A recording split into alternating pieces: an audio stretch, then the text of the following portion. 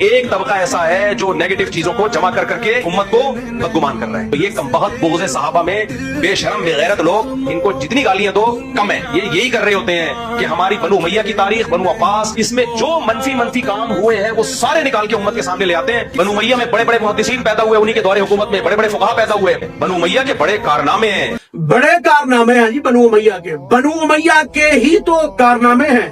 سب سے پہلے اعلان نبوت جب پیارے نبی نے فرمایا تو جنہوں نے الزامات لگائے پیارے نبی پر وہ بنو امیہ ہی تھے. سب سے پہلے پیارے نبی کو قتل کرنے کی جو کوشش کی گئی جہاں پہ ہجرت ہوئی شب ہجرت کو، وہ بنو امیہ ہی تھے. سب سے پہلی جنگ جو اسلام پہ مسلط کی جنگ بدر، وہ بنو امیہ ہی تھے. جنگ احد جو دوسری جنگ مسلط کی گئی جس میں حضرت امیر حمزہ کو شہید کیا گیا اور پھر حضرت امیر حمزہ کی لاش کی بے حرمتی کی گئی، وہ کرنے والے بنو امیہ ہی تھے. اور تیسری جنگ خندق سب کو اکٹھے کر کے لانے والے بھی بنو امیہ ہی تھے. اور جب 8 ہجری میں فتح مکہ ہوا تو پھر تو کچھ ہو نہیں سکتا تھا، تو پھر انہوں نے وہ کیا جو منافقت میں کیا جاتا ہے. اور اس کے بعد جب پیارے نبی دنیا سے گئے تو حضرت عمر نے حضرت ابو بکر کو خلیفہ بنا دیا. تو اس وقت بھی بنو امیہ کا سربراہ آیا تھا پیارے مولا علی کے پاس اور کہا تھا یا علی حق تو تمہارا بنتا ہے، خلیفہ یہ بن رہے ہیں. تو علی نے کہا تھا تو کب سے اسلام کا خیر خواہ ہو گیا؟ مجھے میرے پیارے نبی کی وصیت ہے، تو نے خاموش رہنا ہے اور اسلام کا نقصان نہیں کرنا. اور علی خاموش رہے.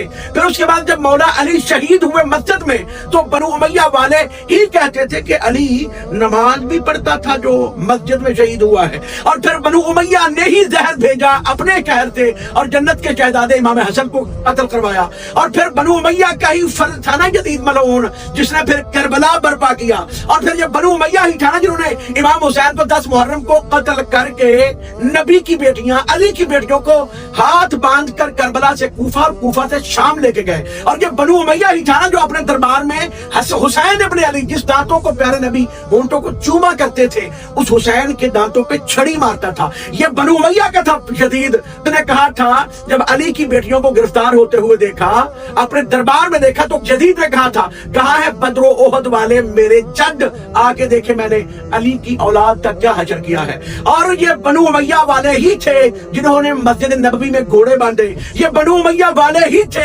جنہوں نے صحابہ کی لڑکیوں سے زنا کیا. یہ بنو امیہ والے ہی تھے جنہوں نے خانہ کعبہ کو آگ لگائی. اور یہ بنو امیہ کی کارستانیاں تو کبھی ختم ہو ہی نہیں سکتی. لیکن میں بتانا یہ چاہتا ہوں کہ بنو امیہ کے اسلام کو یزیدی اسلام کہتے ہیں اور محمد کے اسلام کو حسینی اسلام کہتے ہیں. درود و سلام ہو محمد و آل محمد پر اور لعنت و تبرہ ہو ان کے قاتلوں پر اور بنو امیہ خاندان پر.